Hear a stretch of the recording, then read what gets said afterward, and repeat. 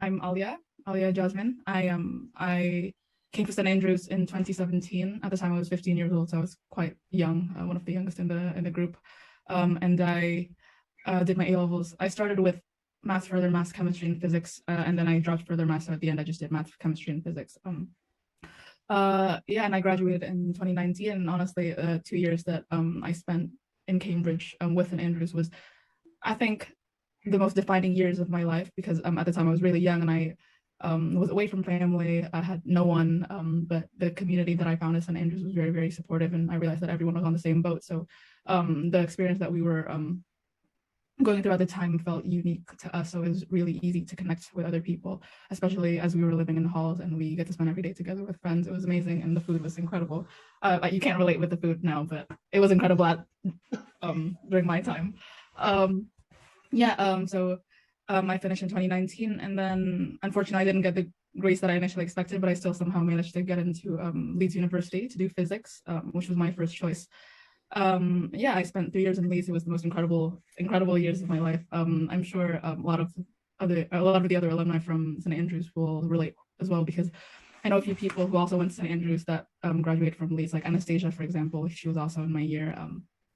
And now I'm at Cambridge University doing my master's, studying nuclear energy at Hughes Hall College, near just behind Kelsey Carriage. Is one of the mature / postgraduate colleges that Cambridge has. I haven't prepared anything. I'm not really sure what else I'm supposed to say. So could you tell us a little bit about your university application procedure and potential to Bachelor Leeds to study physics, and also to Cambridge University to study nuclear energy? So because we have some students who might not be able to go to Cambridge University directly for bachelor, but they can still go to a very, very good Russell Group university like Leeds University, and they can go back to Cambridge to do master. Yeah. Firstly, I would say if you have applied to universities already and you've gotten rejections for either Oxford or Cambridge or Imperial, do not sweat it. It's not the end of the world. I was rejected from Imperial, and I'm so glad I got rejected, because firstly, London is so expensive, and I was so much happier in Leeds. Yeah. Okay. So calm down. It's gonna be fine. And secondly, in terms of applications, I think I applied sometime in December, and I got my offer from Leeds a week later. So in terms of applying to Leeds, it was pretty smooth sailing.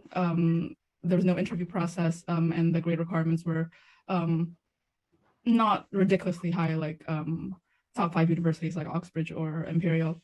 It was quite manageable. And in terms of writing personal statements, I'm sure that you can relate that all the personal tutors in college are very, very helpful in terms of giving you advice and what to write and what not to put. And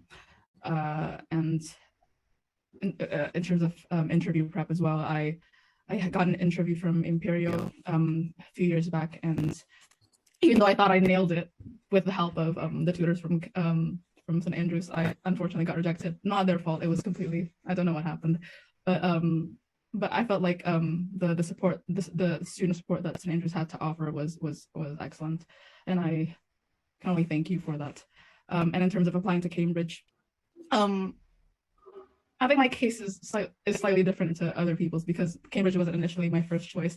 I don't want to say I got into Cambridge by luck, but it kind of feels like it, because the stereotype of Cambridge University students, they all got straight A stars and they got a first, or things like that. I didn't. So I'm here to tell you that it is possible to not be the stereotypical straight A star, a perfect student, and still be able to get into Cambridge. You can do that. It is possible. If I got in, then you can all do that. In terms of my application, I basically just did a personal statement like you would do for undergrad, and then I had an interview.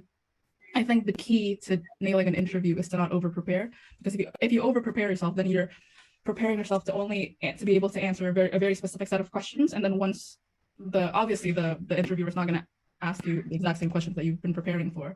So you tend to sort of panic when there's a question that you didn't prepare for. So I'm saying, if you just calm down and believe in yourself and just answer the questions as honest as possible, you'll be fine. Because the first question that they asked me during my Cambridge interview was, what is the first law of thermodynamics, which is basically A-level stuff. And I said, I don't know. And I still managed to get in because, we discussed after that. So it's about really knowing how you think as opposed to knowing facts. I think I've spoken too much already because we only have 8 minutes left. It's okay. We can get a new link. Is it stressful to study in Cambridge? I'm not going to sugarcoat this. Yes, it is very stressful because I haven't slept at all. And over the past 2 weeks alone, I've maybe pulled 3 all-nighters. And it's typical for people to do that here. At least a master's degree is so much more stressful than an undergrad. That's what I've heard universally. Like, it's objectively more stressful than undergrad. Wherever you go, not just Cambridge. If you go to other places as well, a master's is quite intense. But it is stressful, but rewarding, hopefully, because I do love what I'm learning. It's just quite a lot of work. And if you're not always on top of your work, then you will fall behind. And I'm not someone who likes to procrastinate, because I know that things like this will happen eventually if I do. But here we are. I'm still behind, even though I'm, working every single day. But that's the reality of Oxbridge, I guess. Yeah, if you could have gone back by the time when you finish your A-level, if you could pick either a university or majors, for example, if you got offer from Imperial College, but with a major you are not that interested, or you can just go into Leeds University with physics, the major is true passion, which one would you prefer? That's such an easy question, because that's what happened. I didn't get my offer for chemical engineering, and they offered me bioengineering something, and I didn't want to do it. So I thought I just took my Leeds offer and then changed from chemical and nuclear engineering to physics, and I had the best time of my life. 3 of the best years of my life was in Leeds, so I cannot recommend Leeds enough.